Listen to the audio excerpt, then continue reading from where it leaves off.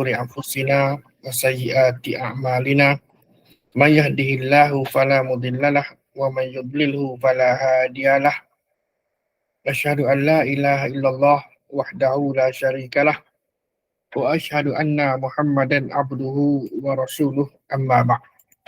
Tuan-tuan dan puan-puan, muslimin muslimat yang dirahmati Allah sekalian, alhamdulillah. Pertama, selamanya marilah sama-sama kita kurniaan dan malam ini malam ke-7 Rejab pula. Malam ke-7 Rejab, Jumaat pertama. Dan kita maklum bahawa dalam bulan Rejab ni apa istimewa? Sama seperti malam-malam yang lain, cuma Rejab antara bulan haram.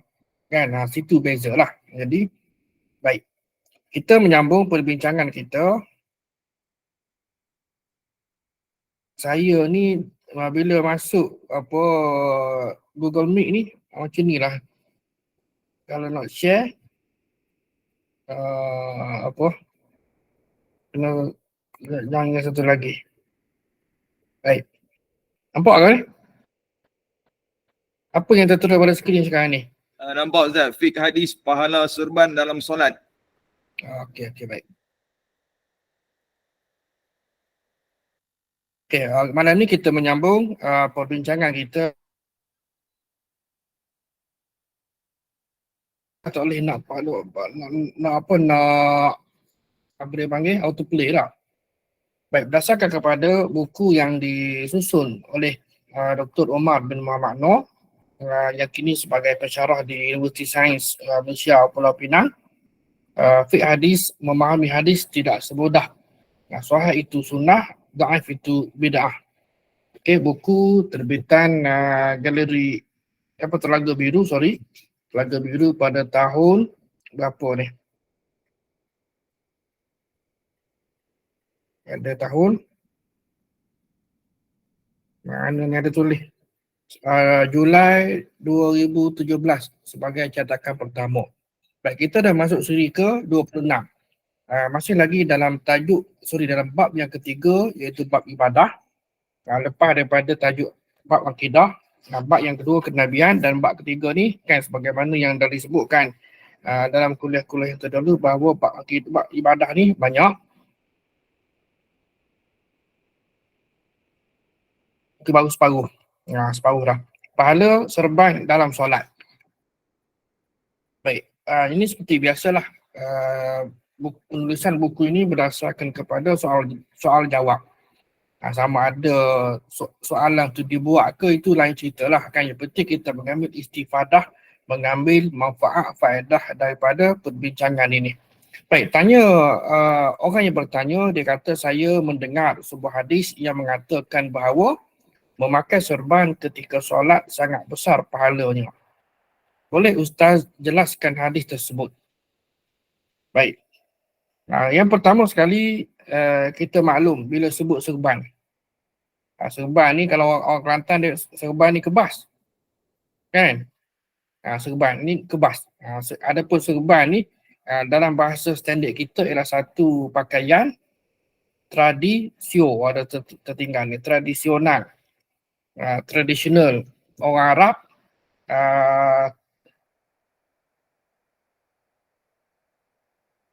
itu ada atau tidak, wallahu a'lam kan. Baik, ia berupa satu kain panjang, satu pakaian ataupun kain panjang yang menutup kepala, berbentuk bulat, menutup separuh atas kepala. Tak kira lah, yang biasa kita nampak ialah sama ada warna merah ataupun warna putih tak. Ada warna lain. Kan kebiasaannya lah kan. Baik.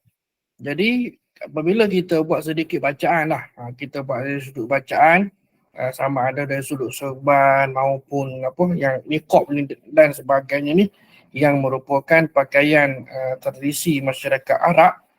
Dan kita kena tahu bahawa latar belakang masyarakat Arab ini adalah sahra, padang pasir. Dan jadi bila padang pasir dengan ribut pasir kan, dengan cuaca yang ekstrim, cuaca panas, cuaca sejuk, terutama apabila mereka musafir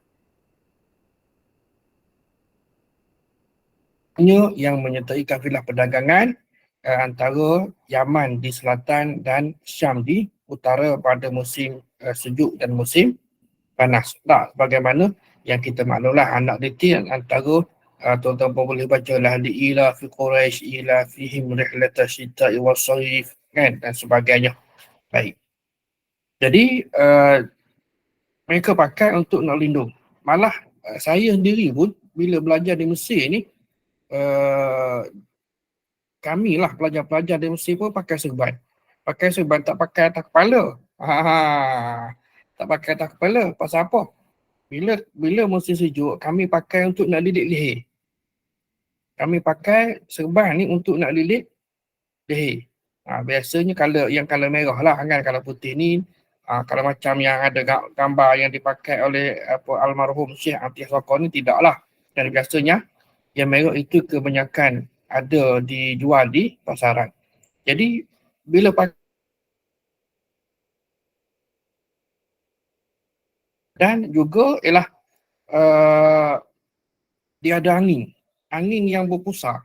Angin yang berbesar ni walaupun dalam apa ya, dalam pusat bandar, contohlah kata dak kami sedang tunggu bas. Sama ada nak pergi ke kuliah ataupun daripada kuliah nak balik ke kawasan penempatan kami, kan ada angin berpusar. Angin tu simple je kan. Tapi tak nak kata kuat, taklah kuat, tapi macam ribut pasir yang kecil je. Dia akan berpusar dan masa itulah kita ni ada manfaatnya kita pakai serban, kita dapat kalau nampak jauh memang kita mengelak lah, tapi tak ada nak mengelak lah. Dia mari tiba-tiba. Jadi di situlah ada manfaat punya, ada manfaat kan, manfaat memakai serban ini. Baik, walaupun tidak berada di kawasan padang pasir. Baik, justru banyak hadis Nabi SAW yang menyebutkan atau meriwayatkan bahawa pakai serban. Kerana apa dia? Ia sebahagian daripada pakaian dan juga budaya orang Arab lah. Baik. Macam jubah lah. Kan? Baik, Syekh Muhammad Asy-Syamqiti berpendapat bahawa pakai serban jika diniatkan untuk meneladani Rasulullah SAW, maka hukum sunat. Dia ada perbezaan lah. Dia ada perbezaan dalam kalangan ulama. Cerita sebab apa sunat ni. Kan? Jadi ada sebahagiannya mengatakan bahawa sunat ni ada dalil syar'i, kan, dalil biasanya hadis lah, kan, Quran ataupun hadis yang menunjukkan akan anjuran melakukan sesuatu barulah boleh kita kata consider sebagai suatu amalan yang sunnah dan wa illa wala, dan kalau tidak ada tidak, kan. Dan ada juga ulama yang mengkiaskan, kan, yang menggunakan kaedah kias. Baik. Jadi namun bagi Syekh Atiyah Sokor, saya ada sebutkan semalam ke dalam satu kuliah saya. Jadi Sahibus Samahah Fadilatul Syekh Atiyah Muhammad Atiyah Sokor, lepas Sin Kofra. Kalau Sakhar kan, Abdul Rahman bin Sakhar, Sakhar ni hanya cerita nak apa panggil, nak merewang sikit. Ada jenama komputer masa belajar di Mesir dulu. Kan jenama Sakhar. Sin Sakhar. Baik, jadi yang ni adalah Syekh Atiyah Sokor ini yang lebih dikenali sebagai Syekh Atiyah Sokor lah. Dia daripada Za'azik. Za'azik ni satu kawasan ataupun muhafazah, kalau kita panggil negeri lah kan, di apa utara daripada Kairah, menghala ke mana Za'azik, dipanggil Zakozi. Dari sudut kita tak ceritalah pendidikan dia ni memang antara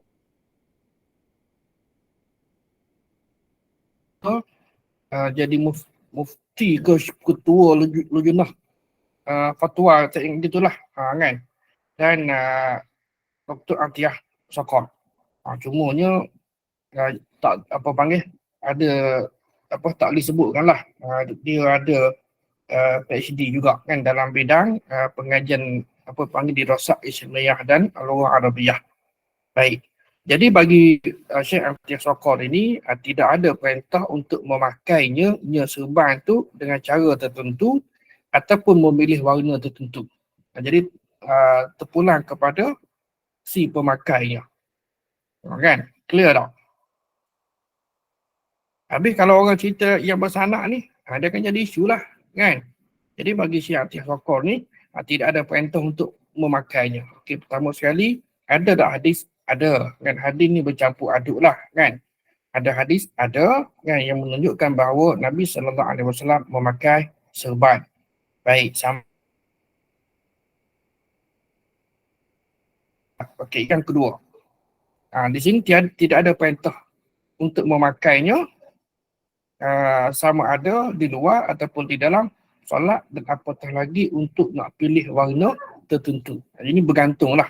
Kan? Ini bergantung. Kalau biasalah kita ni kalau kita solat biasanya orang akan cari yang warna putih lah dan kebiasaan bagaimana yang saya sebutkan tadi. Ada kalau biru tak? Kan? Yang kalau lain ada ke? Saya tak pasti. Yang saya nampaknya kalau merah je lah. Kan? Kalau ada tu itu tidak mengapa. Cuma mungkin warna tadi itu menjadi kebiasaan masyarakat setempat yang memakainya. Baik, kemudian kembali kepada soalan si bertanya tadi, kata penulis ada beberapa hadis Nabi yang ada beberapa hadis yang menyebutkan pahala besar bagi orang yang pakai serban.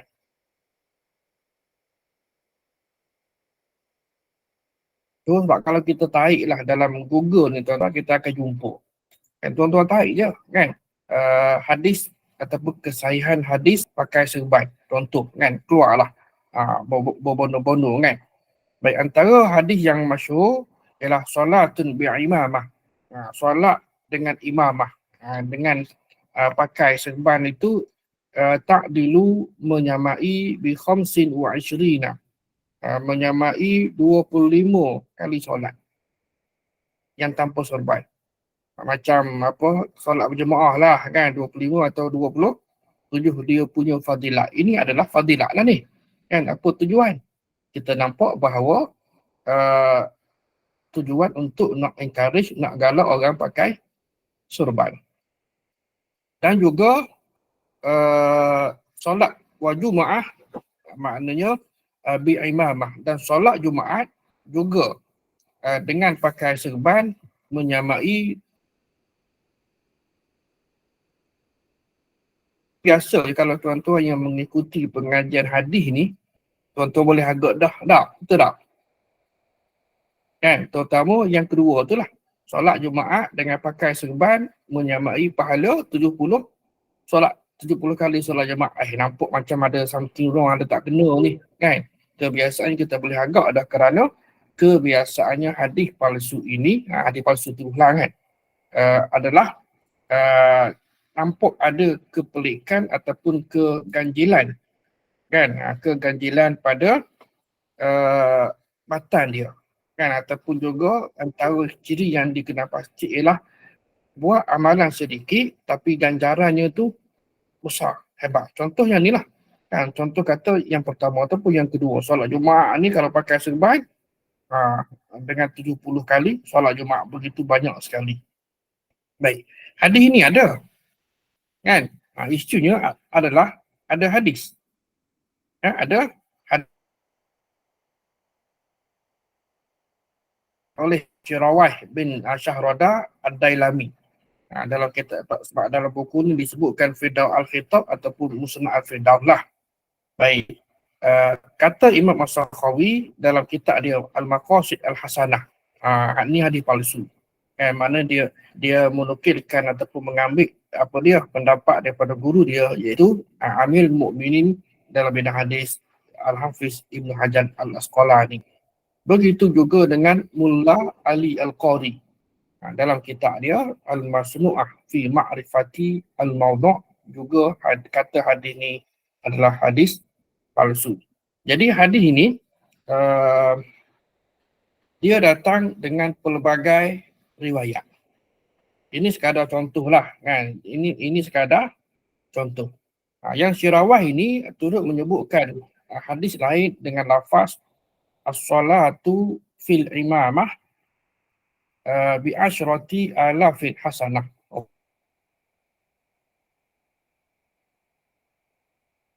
Kan bi asyri alaf dengan 10,000 pahala atau kebaikan. Kan? Jadi kalau yang tadi ada juga riwayat iaitu yang menyebutkan rak'atani bi imamah khairun min sab'ina rak'ah bila imamah. 2 rakaat solat dengan pakai serban adalah lebih baik daripada 70 rakaat solat tanpa pakai serban. Itu yang saya sebutkan sekali lagi ni. Kalau orang yang biasa mengikuti kuliah pengajian hadis ni, dia akan dapat rasa ada sesuatu yang tak kena ni, kan? Betul ke tak hadis ni macam lain macam je ni, kan? Jadi kita bagi itulah dia punya jawapannya, hadis ini adalah hadis palsu, kan? Hadis ini adalah hadis palsu dan antara lain disebutkan oleh Syekh Mansur Al-Hasan As-Salmah hafizahullah. Buku atau kitab-kitab hadis palsu ni banyak, kan? Sama ada yang apa panggil yang lama lah, yang klasik seperti apa judul dah. Kalau Ibnu Jauzi Al-Mawdu'at, kemudian Allahu Akbar, Imam Sayuti, saya lupa dah, kan? Jadi antara ulama yang klasik lah. Yang baru ni pun ada juga seperti Syekh Muhammad Nasruddin Al-Albani, kan? Dan lain-lain. Baik, jadi dalam himpunan hadis lemah dan hadis palsu ni, silsilah ahadis adalah wal maudu'ah al-mujarrada an takhrij. Ini antara kitab yang selain daripada apa kitab apa yang hadis palsu oleh apa silsilah apa panggil hadis palsu oleh Al-Albani. Ini yang lain lah. Baik, dia juga dan kitab ini sebenarnya adalah ringkasan kepada dan Syekh Muhammad Nasruddin Al-Albani yang meninggal bila 1420. 1420, hari ini 1445. Kira 25 tahun baru dia meninggal. Baik. Hadis ini ada disebutkan dalam kitab ni daripada Jabir radhiyallahu anhu, rak'atani bi'imamah. 2 rakaat yakni solat dengan memakai serban khairun min sab'ina rak'ah, lebih baik daripada solat dengan 70 rakaat bila imamah tanpa pakai serban. Riwayat mana? Ad-Dailami dalam Musnad Al-Firdaus yang kita sebutkan tadi. Dan juga Imam As-Suyuti ada masukkan hadis ini dalam Jami' As-Saghir. Jami' As-Saghir ini saya belajar di Mesir dulu. Jami' As-Saghir ni ada satu jilid, dia susun berkenaan, dia mula dengan apa dipanggil huruf, kan?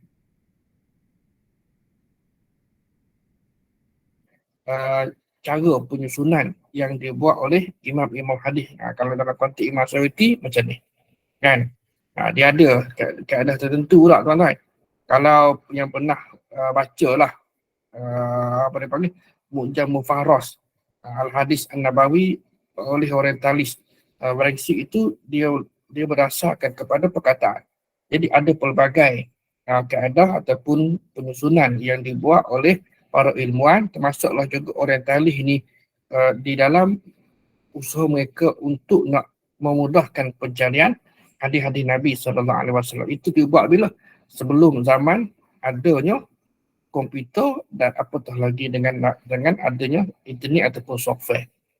Hari ini banyak program dah. Jawami Al-Kalim pun saya pernah guna, kan? Dan online pun banyak lah.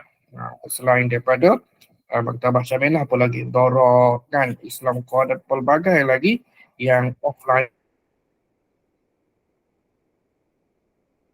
Selaku pengguna, orang awam kena ada kesedaran bila mana ada sesuatu hadis yang kita baca kan, mungkin tertib dalam kepala kita, hadis ni macam mana ya. Jadi kita sendiri kita boleh tarik, dan tarik saja sama ada kod Melayu lah, contohlah tuan-tuan, kod Melayu tarik asalkan ada maksud lebih kurang, kemudian biasanya dia akan keluar. Ataupun kalau orang yang menguasai bahasa Arab lagi mudah kan, tarik saja hadis tadi ataupun perkataan tadi dalam bahasa Arab, insyaAllah dia akan keluar pelbagai lah, daripada Dararnya, daripada Alukahnya dan pelbagai lagi website, dan di sana dah ada komentar daripada para ulama sama ada yang dahulu maupun yang kontemporari ataupun masa kini. Baik, hadis ini riwayat Aban bin Abi Ayyash daripada Anas. Aban ini seorang perawi yang matruk. Matruk ni kalau bahasa kita ini ditinggalkanlah, digunakan oleh ulama hadis. Justru hadis ini terlalu lemah untuk kita jadikan sebagai pegangan. Dan kata penulis, jangan tertipu. Ini satu lagi ni. Ini juga menjadi pedoman lah kepada kita.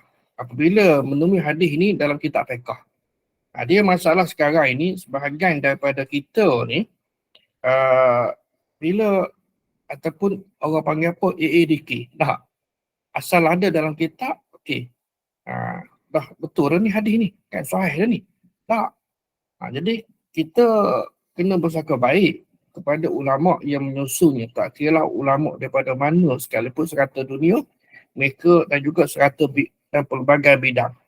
Kan, pelbagai bidang menyusun buku mereka, kitab mereka, dan ada kalanya untuk nak mengabsahkan hujah mereka hadis, dan ataupun sebahagian daripada ulama ini yang bukan daripada pakar bidang sebagaimana ditulis di sini. Sebahagian al-fiqh memang menyebutkan hadis ini dalam kitab mereka sama ada sebagai sandaran hukum ataupun juga untuk gerakan amalkan pada amal. Rujukan dalam menilai kesahihan hadis adalah ahli hadis. Sebagaimana rujukan dalam hukum halal haram ialah untuk fiqh. Jadi dalam isu ini ada ulama yang memang punyai kemahiran dalam banyak bidang. Misal kata dia muhaddis dan fuqaha, muhaddis dan faqih. Ada ulama memang dia faqih tapi ghairu muhaddis. Kan, ghairu muhaddis.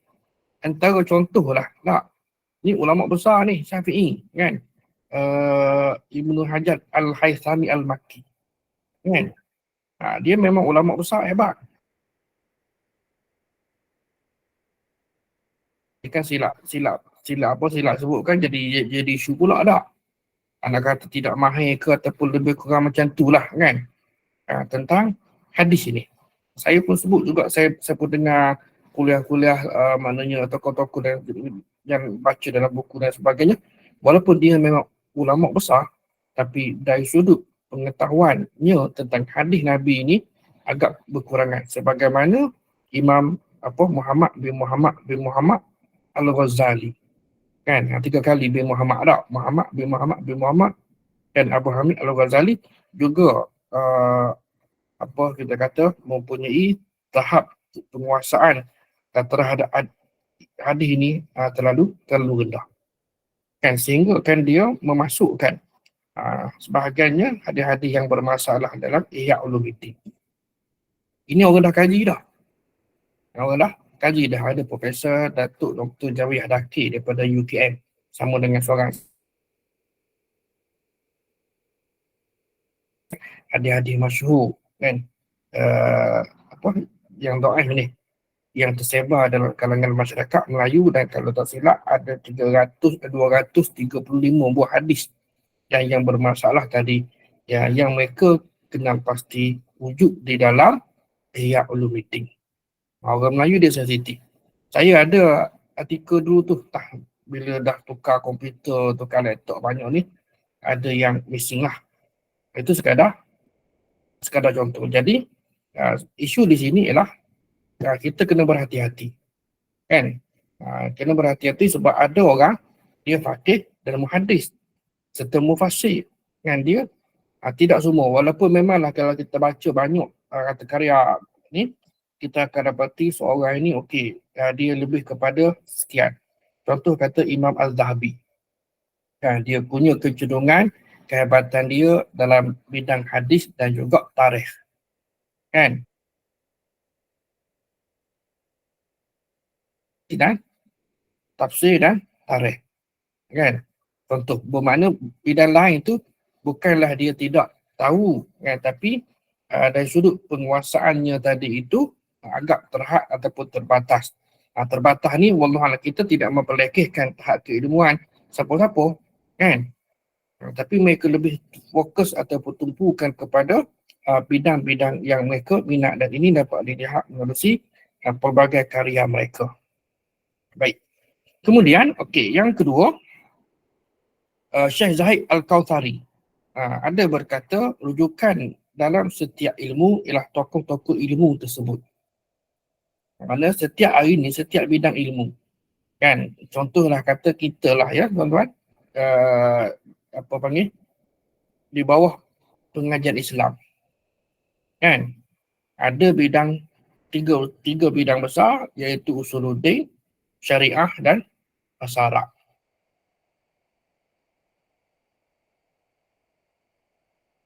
Empat fakulti. Fakulti usuluddin dengan 4 syu'bah atau jabatan, jabatan akidah dan falsafah, jabatan dakwah, jabatan hadis dan jabatan tafsir. Kemudian ada kuliah syariah dan kuliah syariah biasa ni dan juga syariah qanun. Kemudian satu lagi kuliah dakwah, ini ada. Dan juga kuliah lughah Arabiah wa tarjumah ada. Dan satu lagi ialah dirasah Islamiah. Yang sebahagian daripada pelajar kita, terutama kalau budak-budak kuza lah, yang mereka pergi tahun 3 yang bagi perempuan, dan bagi budak lelaki tahun 3 kalau saya tak ingat. Pelajar lelaki tahun 3 dan pelajar perempuan pergi tahun 4 ataupun sebaliknya lah, kan, di Mesir, mana disambung. Dibuat degree di Kuza, kemudian sambung setahun ataupun 2 tahun di Mesir. Dan biasanya mengambil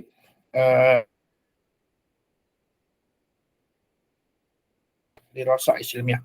Tapi dia mengaji, kan, dia mengaji bermakna dia ada 13 subjek dan tidak detail sebagaimana kami yang belajar pada setiap jabatan.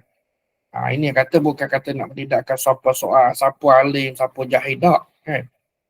Jadi biasa kalau orang yang memang pengkhususan, mereka lebih mengetahui, bukanlah kata alim tak, kan, tuan-tuan. Jadi lebih mengetahui berbanding dengan pelajar-pelajar daripada kuliah di dirasah Islamiah yang mereka belajar semua subjek. Mereka ada untung. Contoh kami lah, okay, daripada bidang usuluddin, kita tak mengaji dah subjek-subjek syariah. Tapi kalau pelajar-pelajar bidang dirasah Islamiah, dia mengaji belaka. Dia belajar belaka, bidang syariah pun ada, bidang usuluddin pun ada, tetapi tidaklah sedalam sebagaimana para pelajar di bidang usuluddin dan di bidang syariah. Itu beza. Kan? Dan yang keduanya ialah usaha. Kalau mereka tu usaha, mereka boleh jadi alim. Kan? Ialah kuliah lughah Arabiah. Ada seorang sahabat saya, rasanya dah meninggal dah. Banyak tahun lepas. Jadi dia kuliah lughah. Tapi kalau bab-bab fiqh apa semua, memang ini bergantung kepada minat seseorang. Baik, jadi balik kepada kata Syekh Syekh Zahid Al-Kautsari ni, rujukan dalam setiap ilmu itu tokoh-tokoh. Sama lah kita hari ni tak. Bukan selain mereka. Jadi kita kena kenal pasti bidang. Kan? Kena kenal pasti bidang, dan orang yang bukan bidang jangan pula jadi macam PhD. Kan? Kalau sini ada orang lama ni, dia ingat dulu-dulu ada majalah gila-gila. Siapa orang lama sini ni? Kan? Yang 5 siri ni, ada majalah gila-gila, kisah satu watak yang janggut panjang ni. Aspek mata, profesor semua tahu. Dan PhD. Bukan PhD lah. Betul. dalam bidang hadis, kemudian master dalam pemikiran Islam dan PhD dalam bidang hadis muamalah. Kan? Jadi kalau tanya yang bidang lain itu boleh juga, tapi tidaklah kata menguasai sebagaimana dalam bidang kepakaran kita. Ini memang begitulah kan, bidang kepakaran bermaksud ini yang kita belajar. Macam cikgu di sekolah lah, ustaz di sekolah dia panggil panitia, ini guru pakar kan. Pakar ni kan, dia pakar ni maknanya bidang dia. Kalau tanya semua manusia ni tuan-tuan tidak tahu semua benda walaupun dalam bidang dia, kita pula janganlah komen macam tak, memang itulah yang diterima pakai dalam kalangan masyarakat kita. Baik. Jadi hal ini kadang-kala seorang tokoh itu amat pakar dalam suatu bidang, namun dalam bidang ilmu lain dia ni tidak lebih macam orang awam. Tak. Jadi justru kita dituntut untuk apa? Minta maaf lah, saya tak tahu. Kan? Minta maaf tak? Pasal apa? Tak tahu. Kan? Ini bukan bidang kepakaran saya. Cuba tahu tak ustaz ni kan, dia hanya kepada bidang berkhususan. Dia berbeza kan. Kalau misal kata sistem pondok, dia belajar belaka kan, dia belajar kitab tu, kitab ni, tapi setiap apa panggil disiplin ilmu tadi itu dia ada pro dan kontra antara sistem pondok dengan sistem universiti kan. Bila sistem pondok, saya ingat juga masa kecil-kecil dulu, masa sekolah mahak ni kan, adalah nak kata senior lah sikit dalam beberapa tahun. Dia lepas daripada sekolah, kalau di Kelantan ni, di Pasir Bekan tu, ada orang Pasir Bekan kat sini, Mahmud Mahidin kan. Jadi lepas sekolah ni tak boleh nak pergi dah ke apa akademik ni, dia pun masuk pondok kan. Dia masuk pondok, dia belajar lah. Jadi bertemu pula dengan ustaz yang balik daripada Mesir. Ustaz balik daripada Mesir ni ceritalah, kalau bab fiqh ni buka kitab dengan almarhum Dr. Abdul Hayy. Dr. Abdul Hayy ni ketika itu dia bertugas, dia bawa balik daripada Mesir. Dia tahu awal 80-an. Dia bertugas di UM di Lampuri. Duduk seberang jalan kat rumah mak ayah saya lah kan. Jadi dan solat di surau kami. Jadi Ustaz Dr. Hayy ni, arwah Dr. Hayy ni, dia daripada pondok Tok Uban, anak Tok Guru Haji Syukur Tok Uban, kemudian sambung pengajian di India dalam bidang hadis, kemudian sambung ke Mesir kan. Macam arwah Tok Guru Niazil lah juga, sebab orang dulu-dulu ni biasanya kalau orang yang menekuni bidang hadis, mereka akan pergi ke India sebab lubuk kan.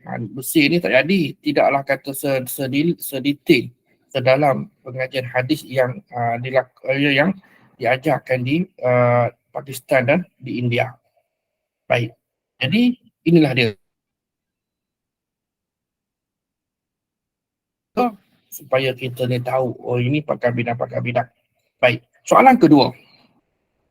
Kalau hadis ni hadis palsu kan, kita berikan secara ringkas lah. Kita berikan secara ringkas hadis ni hadis palsu. Adakah bermakna tak boleh pakai serban masa solat? Kan? Kita kena faham bahawa kan bukan begitu. Hadis ni menyebut bahawa pahala pakai serban tu palsu. Kan, pahala tu. Sebab dia hadis fadilah, dan biasanya dalam masyarakat kita ni, orang kita pun biasalah, contoh kata ni, bulan Rejab ni. Sebab apa nak puasa hari ni? Kan? Kerana ada kelebihan, kerana ada fadilah. Malah satu hari bulan baru ni pun. Satu bulan hari apa Satu hari bulan hari apa Rejab baru ni? Satu rasa.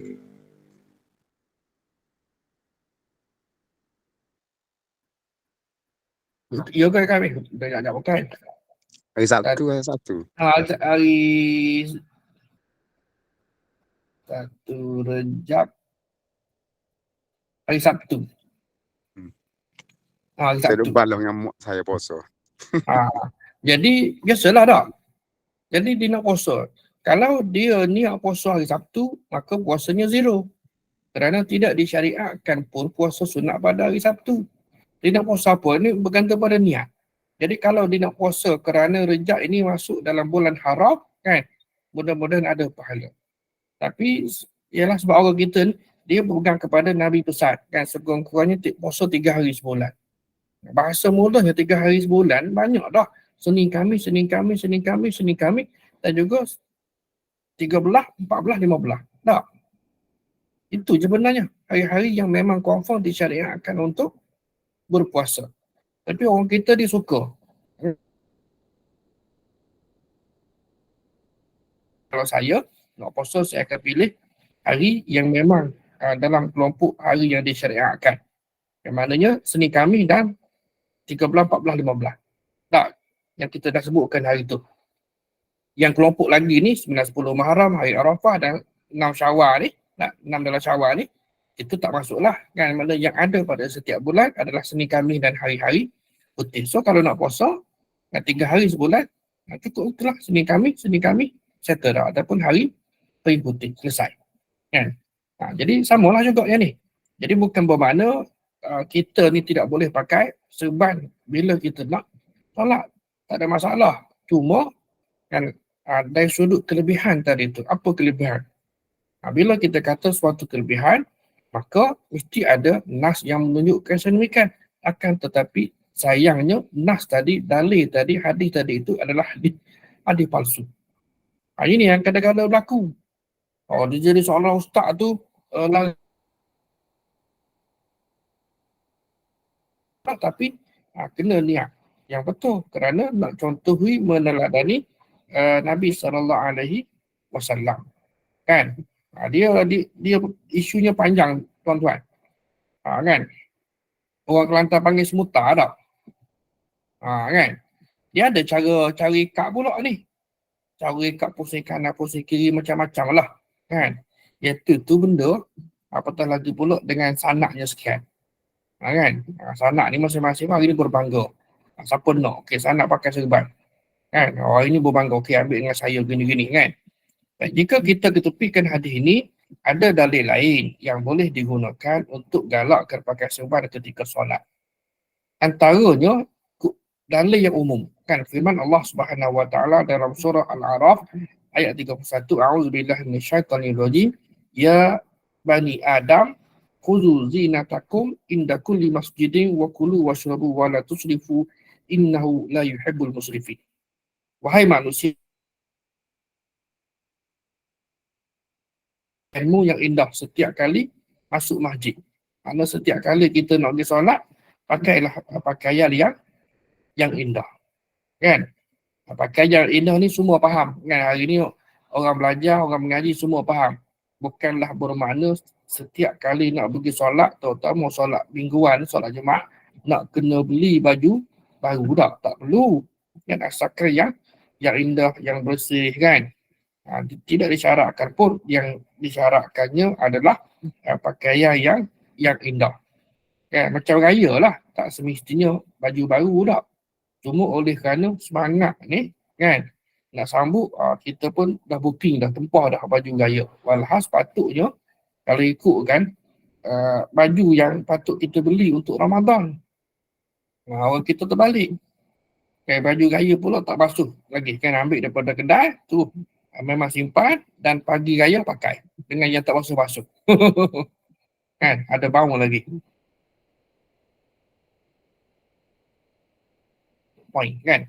Jadi dan yang seterusnya ialah wakulu washrabu, makan minum, wala tusrifu, jangan membazir, kan, jangan berlebih-lebihan kerana Allah tidak suka la yuhibbul musrifin, kepada orang yang membazir ataupun yang berlebih-lebihan. Jadi ini clear tak? Dalam bab makan dan minum pun sama juga.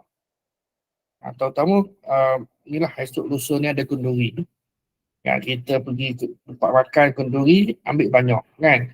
Lauk memang orang kena daging masuk dendeng ke, daging masuk hitam ke, apa ke, nasi biryani ke, whatever lah. Kena dengan selera kita ni, tiba makan, hampir tak kena tawarnya apanya, tak lagi, kita pun tinggalkan. Maka berlakulah baziran. Kan ada juga. Kadang tengok saya pun rasa sedih tahu sikap sebagai masyarakat. Tak kira lah orang lama ke orang baru ke kan. Bila orang lama fikir ayah-ayah ni dia buat macam tu, anak pun tengok. Jadi anak pun tengok. Satu lagi orang cerita lah. Kenapa ayah ni jadi gemuk, jadi benci? Kerana ayah ni seorang yang sanggup dan sedia berkorban. Berkorban apa? Menghabiskan nasi anak. Kan? Sebab anak makan sekerat, makan sikit, tak habis. Bermakna ayah kena habiskan makanan tadi.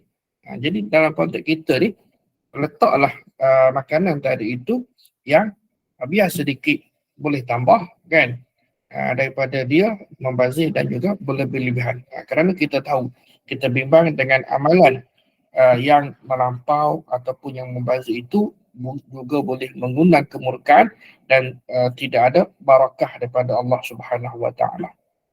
Barakah ni saya tak pastilah kalau dalam ni kalau orang lama belaka, saya ingat lagi arwah nenek ni diri. Dia kata kutip nasi tu walaupun 2-3 biji jatuh kan.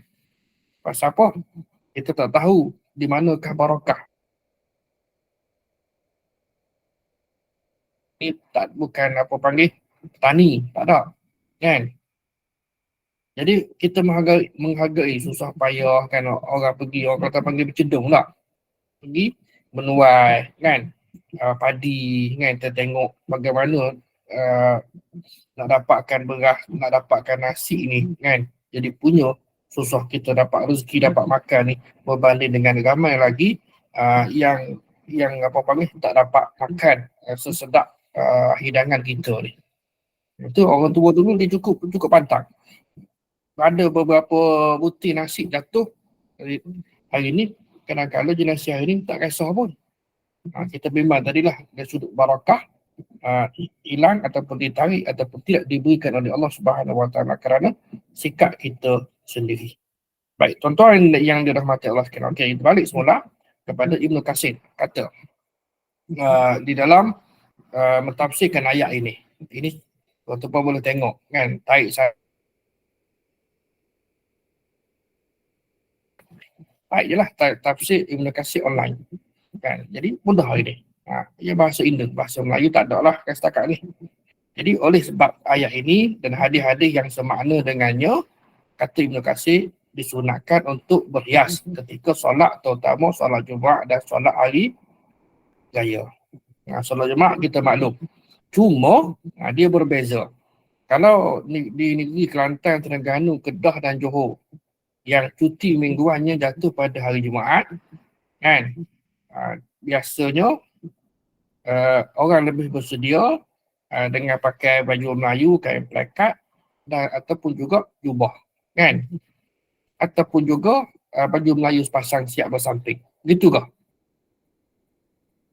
Sana orang empat negeri ni berbanding dengan orang yang di negeri-negeri yang bekerja pada hari Jumaat kan, mereka akan pergi dengan pakaian kerja.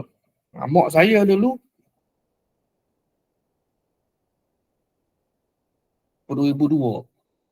Jadi dia tanya saya kenapa orang sini pergi solat pakai seluar kan. Saya kata orang kerja. Kita duduk Kelantan kata Jumaat cuti kan. Jadi duduk sini kata duduk di Selangor ni, orang Selangor kerja hari Jumaat. Jadi mereka ada break tengah hari 12.30 sampai 2.45. So tak adalah nak mandi pun tak ada. Kan nak mandi pun tak ada berbanding dengan orang di Kelantan lah contohnya yang sempat lagi mandi sebelum pergi solat Jumaat. Kalau maksud waktu Zuhur Jumaat pukul 1 bermakna pukul 12 tu dah boleh dah siap-siap, ataupun 11.30 mereka akan pergi awal. Kan itu kebiasaan. Dan ada juga yang pergi awal lagi kerana di masjid tertentu ada majlis pengajian daripada kuliah subuh ataupun kuliah duha ke kan. Pelbagai lagi mereka pergi. Saya ingat arwah ayah saya pun sama kan. Kalau pagi pergi ke Medan Tok Guru dulu kan.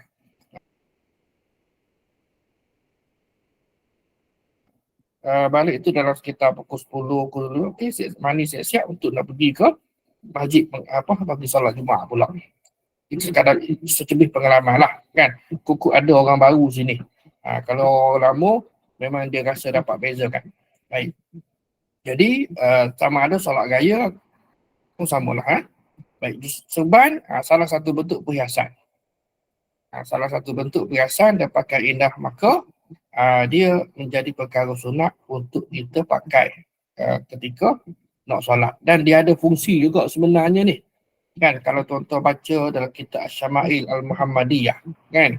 Jadi antara fungsi serban ini dan juga dia panggil selendang. Kan sebahagiannya dipanggil selendang lah untuk nak apa dia selain daripada fungsi tadi kan. Nak cover pada cuaca panas sejuk, kemudian juga antaranya ialah nak letak tempat ni. Kalau kita lah di masjid ni kan, contohlah hari ni semua kapet belaka dah. Dulu tikar. Apa sempat dengan tikar? Malas pakai tika. Orang kata panggil balai sah. Saya ingat masa duduk di Tumpak. Masa duduk Tumpak ni tahun sebelum pindah ke Wakaf Baru tahun 77. Kan? Jadi balai sah tak jauh lah. Dalam 2-3 minit je kan. Jadi ialah balai sah kayu. Dipanggil apa? Gelgar tak kan? Kayu. Tikar je. Tikar macam tu, tikar nylon tu lah. Kan? Tikar nylon yang gulung tu. Oh lama dah tak tengok tikar tu. Ada lagi ke sekarang ni? Jadi nak ceritanya kalau bawa kain serban ni, kan boleh letak sebagai nak nampak lah macam kata mini sejadah. Itu sekadar contoh lah. Baik. Jadi ada kegunaan dia juga. Baik. Kemudian Imam Ar-Rafi'i ada menyebutkan dalam Syarah Al-Wajiz. Al-Wajiz ini adalah kitab kan kepada Al-Um, kan dia adalah dia punya tak ni Al-Wajiz Al-Basi, saya pun tengok ada dia punya kitab yang talkhis ataupun mukhtasar ini. Baik, kata Imam Al-Rafi'i ini digalakkan seseorang melakukan solat dengan memakai baju yang terbaik. Ini benda samalah kan. Saya rasa kalau kita baca ayat Quran tadi dalam surah Al-Araf, ta'ala khuzu zinatakum inda kulli masjidin, maknanya mesti pakai yang terbaik. Cuma tuan-tuan perhati tengok. Rakan-rakan kita yang bermazhab Hanafi Bangla contoh tak. Kan dia akan pastikan kurta. Dia pergi solat Jumaat contoh tak, ataupun solat kalau solat inilah waktu ni tempat kita ni dia pakai kurta kan.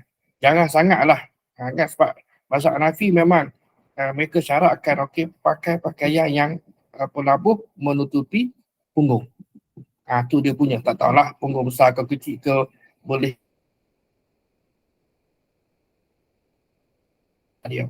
Jadi dan mereka pun sama juga macam kita kan. Nak kata tak semua yang jahil, ada yang alim, yang reti, ini pelbagai. Jadi kalau orang yang canda, yang jaga pasti tengok kan, kadang sempat sembang kan, dia ceritalah. Yang jahil pun ramai juga kan, tapi dia dah pergi ke surau tu, alhamdulillah dah cukup baik lah. Baik, jadi memakai baju yang terbaik saya kira semua maklum kan, juga pakai serban, baju panjang dan juga selendang. Baik, satu lagi perkara nak kata sedengan pun bolehlah. Bila kita pakai baju Melayu ataupun jubah ataupun juga kemeja yang berlengan panjang ini, maka ada hadis daripada Nabi SAW yang melarang untuk dilipatkan lengan. Kan? Lipat lengan. Kalau kemeja lah kata tak, kemeja ke bila nak solat buka kan, kena kancing. Maknanya begitu sekali, sebaik-baiknya lah bila kita attend, kita hadiri majlis rasmi kan, majlis kenamaan ke kan, tak kira lah siapa-siapa penganjurnya, kita akan jaga pakaian kita, tak protokol dan sebagainya. Tapi bila kita nak menghadap Allah Subhanahu Wa Taala, garis bahagian kita ni macam cincai ataupun tak kisah saja. Patutnya kita cubalah, memang tidak disyaratkan. Sebab saya kata tadilah, nak kena sentiasa beli baju baru, tidak kan, asalkan pakaian tadi itu adalah pakaian yang terbaik yang kita ada. Kan?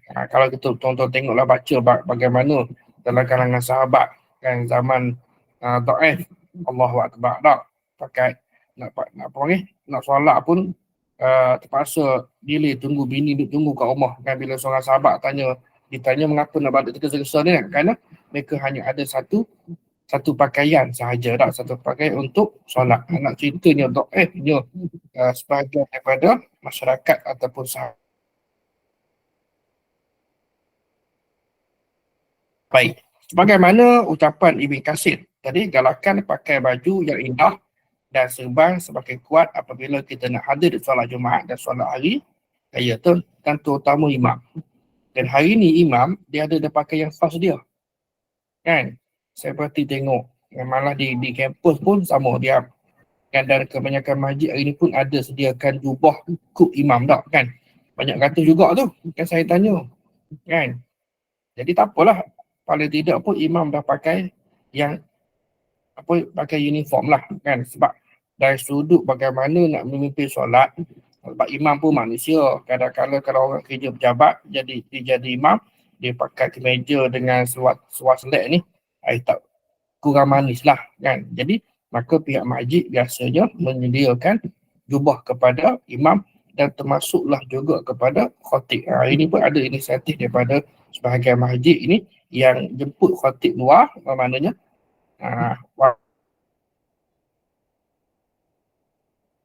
biasanya yang dipakaikan kalau sesuai dengan saiz ataupun juga yang free size. Wallahualam.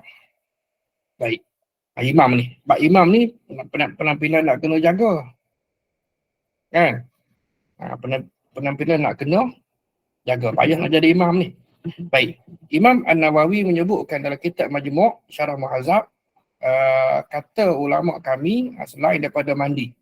Mandi pun kita dah maklum, saya dah sebutkan cara dan saya kira tuan-tuan pun sedia maklum ni. Kan, nak mandi hari Jumaat, bermakna kita ni, contohlah kata bagi kami lah kan, yang duduk di negeri-negeri yang bekerja pada hari Jumaat, habis bila nak mandi Ustaz? Takkanlah pukul 12 nak mandi. Ada tempat mandi ke? Kan? Jadi pagi lagi. Itu sebab perbincangan tentang mandi solat Jumaat ni pun ulama bincang sebahagiannya membenarkan untuk mandi daripada pagi lagi. Kan? Mana subuh ni kita dah mandi dah dengan niat. Walaupun solat zuhurnya, Jumaatnya pukul 12, pukul 1. Tak semua tempat kerja ada menyediakan kemudahan tersebut dan ada halangan. Jadi terpulanglah. Yang penting ialah mandi, kemudian disunatkan untuk membersihkan tubuh dengan potong kuku, kan, bulu yang mana patut tak, menghilangkan kotoran yang sepatutnya dihilangkan. Baik, ini kerana bila saya belajar duduk di Mesir tuan-tuan, kan, saya pernah 2 minggu tak mandi. Biasanya 3 hari sekali kita akan mandi 3 hari sekali. Kalau duduk Malaysia kan, tak mandi sehari rasa lain macam tak kan, terutama musim panas. Di Mesir walaupun musim panas pun mandi sekali sehari. Itu minimum lah tu kan. Sekali sehari. Dan kalau musim sejuk mungkin 3 dalam seminggu mungkin sekali, ataupun 2 kali seminggu, tengok kepada keperluan. Ada kalanya kerana kesibukan tak ada kan, jadi 2 minggu tak mandi. Jadi bila berada pada negara yang 2 musim ini, contohlah bila kita baca hadis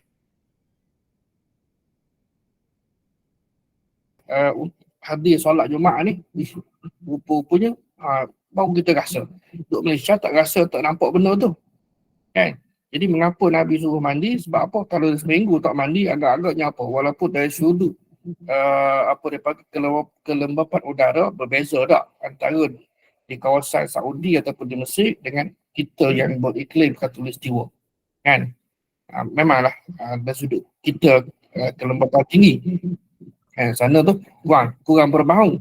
Tapi kalau dah seminggu tak mandi, adalah juga baunya. Maka dari sudut sunnah Nabi SAW ini menganjurkan kepada orang yang nak hadir solat Jumaat ni dan kerana solat mingguan, maka disunatkan untuk membersihkan diri untuk mandi.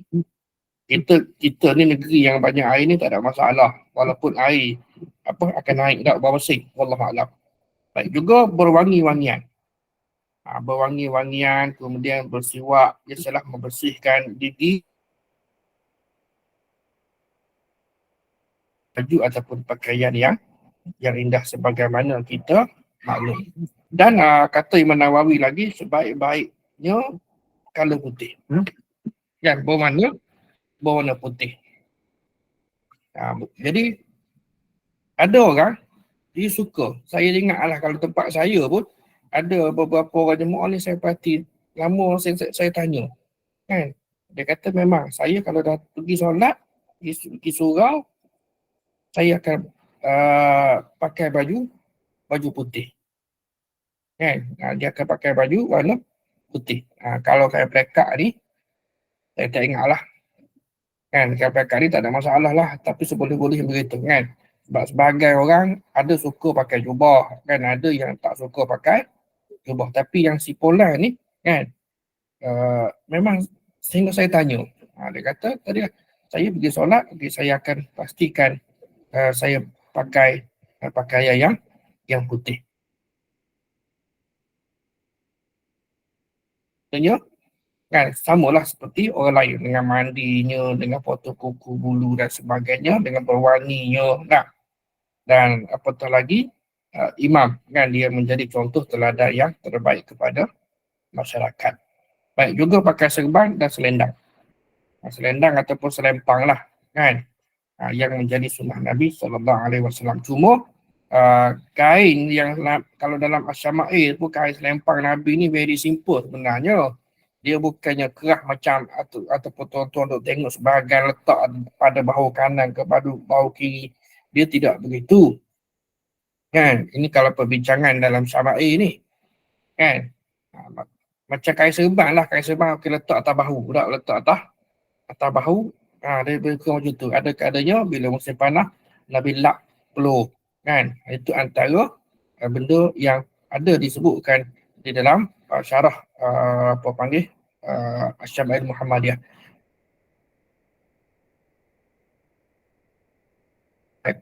Berapa lah? 76 buah hadis ke tak ingat dah. Ada. Itu yang ingat lagi lah sikit-sikit ni. Baik. Jadi pakai serban dan selendang. Kan? Kita hari ni kita pakai songkok dan kopiah. Kan orang Arab ni dia letak je. Dia letak saja. Dia bukan kopiah ke? Tak ada. Kita tengok kan. Dia letak selendang saja ataupun serban saja boleh lekat. Kita dia tak boleh lekat. Baik. Kemudian yang lastnya adalah sebagai kesimpulan tidak ada larangan pakai serban dalam solat. Nak pakailah. Cuma lawan itu kena betul tak kan? Tidak ada hadis yang menganjurkan kan, tapi aku pakai ni kerana meneladani kan yang Nabi SAW pakai. Sama juga jubah kan. Sama juga jubah kerana jubah tadi kita juga maklum ia adalah pakaian tradisi orang Arab. Kan? Jadi kita pakai kerana Nabi. Orang Melayu dulu-dulu ingat tak masa kecil-kecil kalau pergi orang kata panggil balaisa, pergi ke surau mesti pakai kalau daripada atas kopiah, kemudian baju Melayu, kemudian kain pelekak. Pakai seluar tak kan, balik pergi rumah tok kan, tok bagi kain kan, dia pun tengok atas bawah okey saling lah kita tak tukar kepada seluar, tukar kepada kain pelekak. Walhal seluar tu juga bersih, tapi oleh kerana orang lama ni dia lebih selesa kan, dia lebih selesa untuk pakai kain pelekak dia berbanding dengan seluar. Tak apalah, kita raih je lah kan, banding dengan generasi kita hari ni. Baik, jadi meskipun hadis keutamaan serban adalah hadis palsu, malah para ulama amat menggalakkan perkara tadi, maknanya perkara pakai serban dan sebagainya. Dan dalam Mausu'ah Al-Fiqhiyah Al-Kuwaitiyah ini ada 45 jilid ni, kitab ni kan. Tidak ada khilaf dalam kalangan bagi orang lelaki dengan serban ataupun yang seumpamanya. Bila sebut sunat macam ni dia akan jadi isu. Kalau pakai topi macam mana? Tak kira topi cap ke topi macam-macam jenis topi ni kan. Jadi kita nak solat ni carilah yang terbaik. Kerana kita kita berhadapan dengan Allah Subhanahu wa Ta'ala. Situ saja. Bila ada kefahaman seperti itu, maka kita akan berusaha untuk buat sebaik yang mungkin. Kan? Kalau tak ada, nak buat macam mana? Kan? Kalau tidak ada, apakan daya. Cuma kita yang lebih tahu kita buat ni kerana apa. Baik, saya kira sekadar itulah untuk malam ini. Ada soalan ke satu dua barangkali?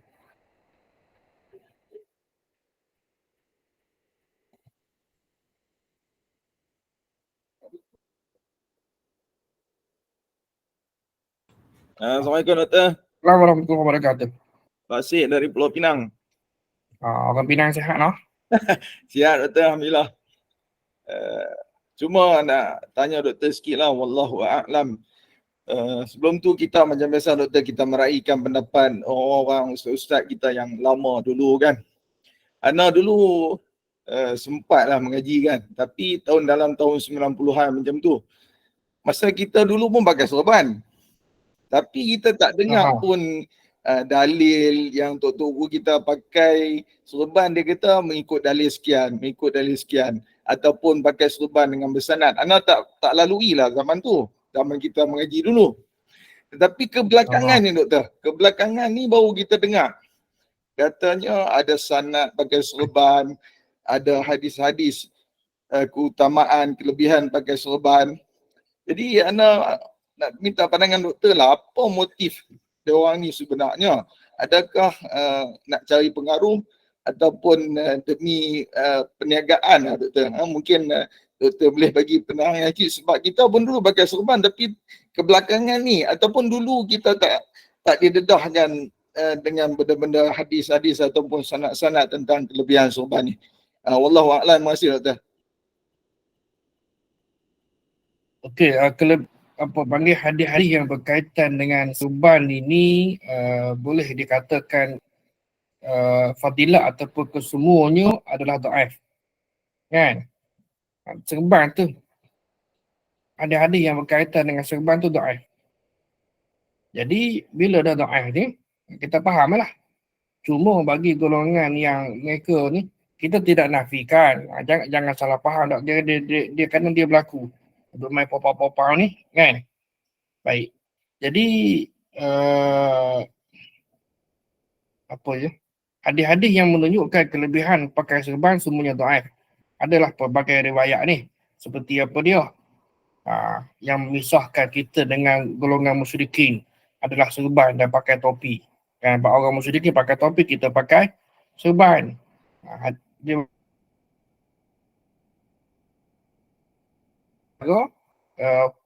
yang kufur dan iman. Dan ada juga sesungguhnya Allah dan malaikat berselawat ke atas pemakai serban pada hari Jumaat.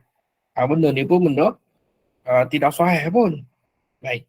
Jadi memang pakaian tadi itu, serban ini sesuatu yang baik dari sudut kerana Nabi pun pakai. Cuma fadilahnya tidak sahih kan. Bila fadilahnya tidak sahih, tak ada apalah.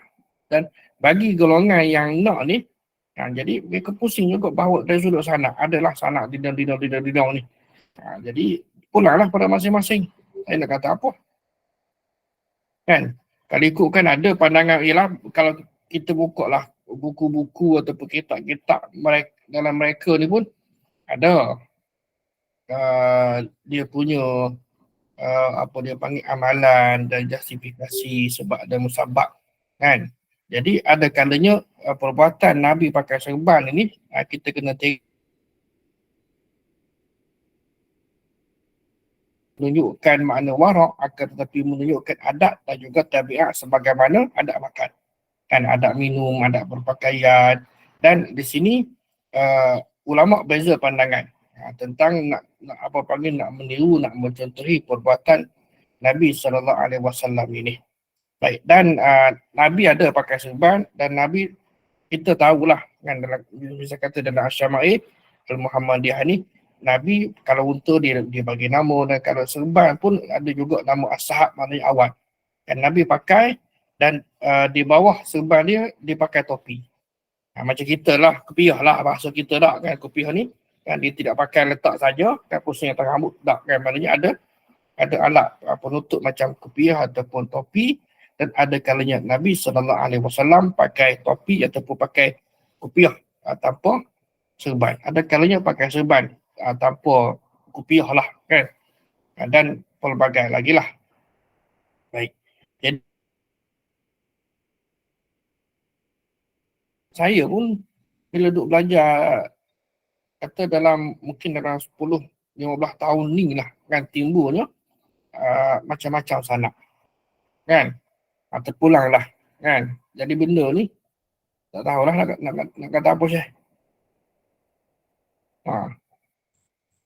Apatah lagi cara ikat bulu ada sanak kan. Malah Ya, betul. Ada macam-macam cara. Sebab Ha. kita pun dulu, masa zaman mengaji dulu pun pakai sorban kan, biasalah tu kan. Tapi kita dengar yang tentang sanad ni, kebelakangan ni tu ya, sanad, kelebihan pakai sorban. Mungkinkah dulu tutup guru kita terlupa nak cerita? Yang tu. tahulah ataupun ilmu tak sampai gamaknya kan. Dari sudut macam orang letak selempang atas bahu lah. Tok guru dulu ada kalau letak selempang atas bahu. Saya ingat saya tak ada. Tak Kalau ada, kain, masa zaman dulu pun tak ada kan. kalau kain macam kain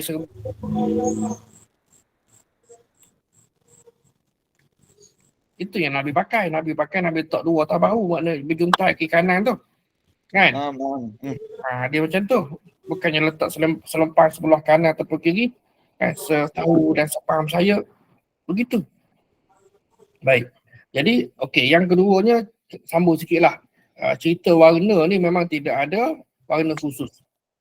Imam sama Ibn Qayyim Al-Jauziyah ada menyebutkan dalam Zadul Ma'ad. Tuan-tuan kalau baca Zadul Ma'ad ni, dia punya susunan cukup cantik kan. Hadis Nabawi, petunjuk Nabawi dalam kitab Zadul Ma'ad oleh Ibn Qayyim Al-Jauziyah. Jadi dia kata Nabi ni bila masuk Mekah, Nabi pakai serba hitam. Kan? Dan sesungguhnya Nabi tidak pakai semua hitam. Tak. Tidak pakai all black. Kan? Jadi Nabi pakai serba hitam. Ialah dari sudut Syiah menunjukkan hitam ni ada kan? Menunjuk maknanya Nabi kena tunjukkan yang gagah perkasa sebagaimana juga bila kita belajar bab haji, mengapa disunatkan untuk buka bahu kan ketika tawaf kan, nak tunjukkan bahawa umat Islam ni kuat kan.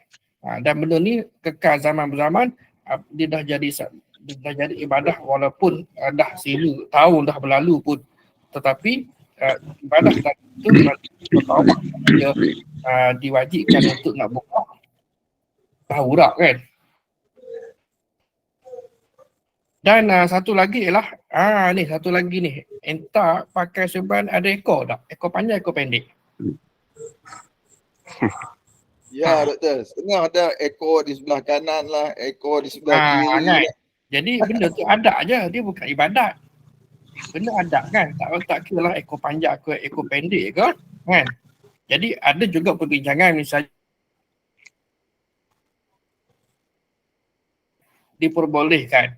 Cumanya kita pakai serban ekor panjang ekor pendek tu bergantung pada nama itu kita, niat kita. Kalau nak berbangga, hancur. Jadi kalau nak kata sunat panjang ke pendek tak ada kan. Jadi benda-benda yang begitu tu inilah yang berlaku dan kita pakai perbetulkan. Kan nak pakailah dan tidak ada sebarang kelebihan. Cara pusing, cara pulahnya kan. Dan kemudian ekor panjang pendeknya, color apa sekalipun tidak ada. Cuma nak pakailah dengan niat untuk nak mencontohi Nabi SAW. Itu sahaja. Wallahualam tak. Ustaz, ada saya dengar ceramah Ustaz Sunnah juga dari Thailand. Dia kata ada orang ilmu ni dia tutup kepala. Kan ada Ustaz? Ya, benda ni memanglah itu dari kalau kita otak kita ni kan, pasal otak di atas. Itu je. Tapi bila pergi ke Mesir, ni tengok yang pesyarah kami ni kepala dogo. Tahu istilah orang Kelantan, kepala dogo? Tahu ke Cik Ya, Basir? ya. Betul. Maknanya macam ni lah. Kan? Bila kami ni pelajar tahun 1 masuk kuliah, kita dah ingat ialah Azhar ni, kemudian negara Arab ni mesti pesyarah ni pakai jubah ialah ada kan. Rupanya tidak. Betul. Bila pergi masuk ni lecturer pakai coat, dia pakai satu suit, memang satu set. Kan? Dengan necktie sekali. Wish, kata biar betul.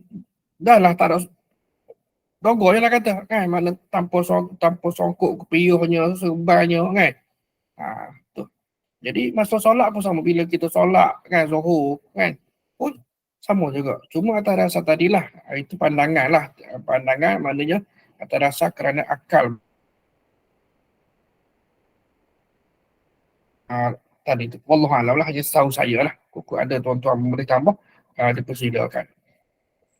So lagi dulu lah Ustaz. Kita semaya kan. Dia kata mu ni semaya sunat. Piuh pun tak pakai.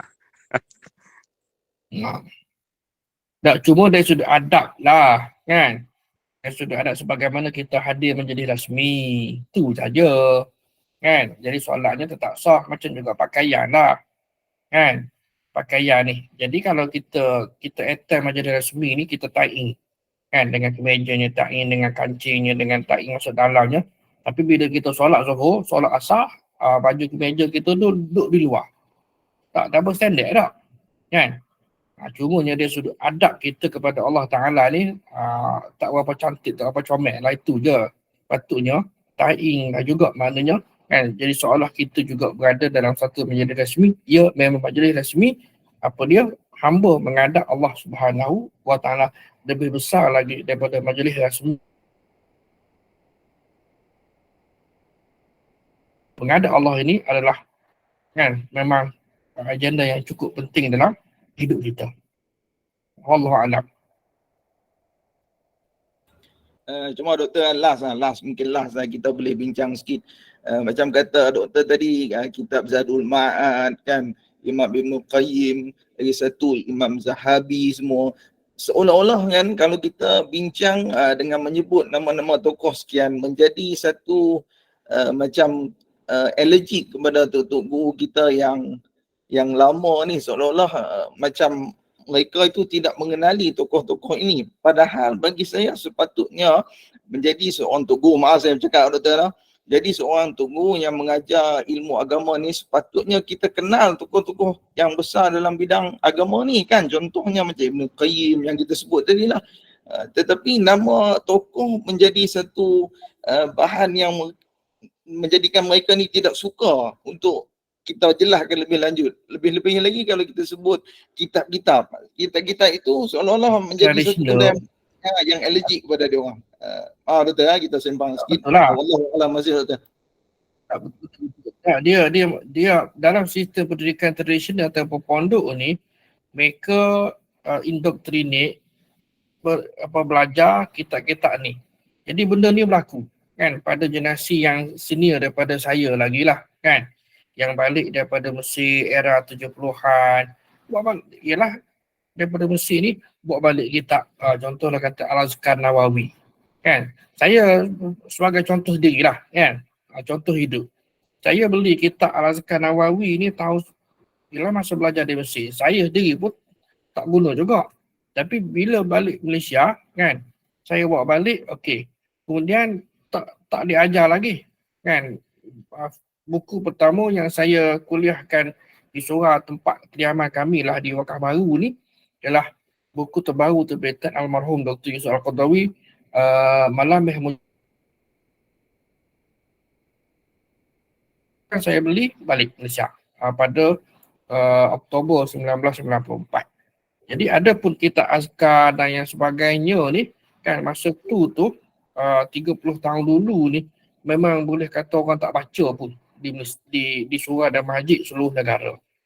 Jadi saya rasa mungkin dalam tahun 2000 kemudian ini barulah kan secara meluas geng-geng Timur Tengah daripada Mesir, daripada Jordan balik berkuliah di Masjid Surau dengan membaca kitab Arab. Tidak baca kitab Jawi. Kan? Jadi bila kita baca kitab Arab, pandangan lebih terbuka. Betul tak? Pandangan lebih terbuka dan juga yang merentasi mazhab. Betul.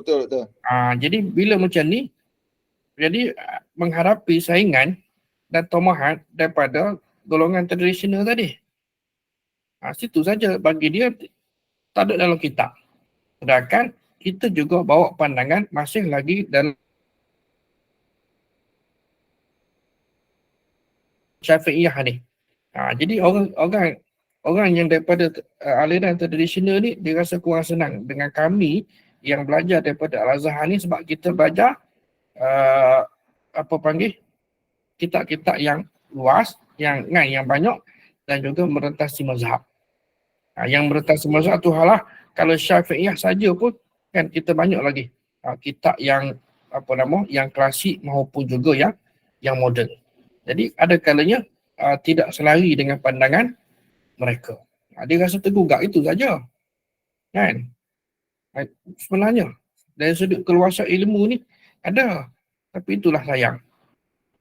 Dan yang kedua, dari sudut sistem pengajian pondok ni bagus. Cuma dari sudut orientasi tadi itu, sejauh mana anak murid dapat memahami berapa peratus apa yang dikuliahkan oleh tok guru dia. Memang mereka ada topik, betul tak? Setiap anak murid ni wajib topik kan? Jadi yang tulislah bila balik rumah baca, okey cuba syarah. Faham ataupun tidak apa yang didengar oleh murid tadi kan daripada guru pagi tadi. Contohlah mengaji apa dia yang Anwar Talibin contohlah kata tak kan. Betul-betul kan. Jadi benda-benda yang sebegini sebab dia tidak ada ujian.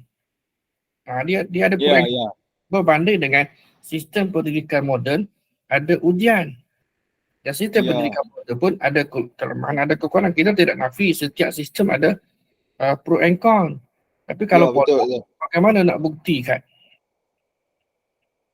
Dan bagaimana nak buktikan kefahaman itu tally sama dengan tok guru dan juga sistem pondok ni dia lebih kepada ketaatan yang tidak berbelah bagi kepada tok guru.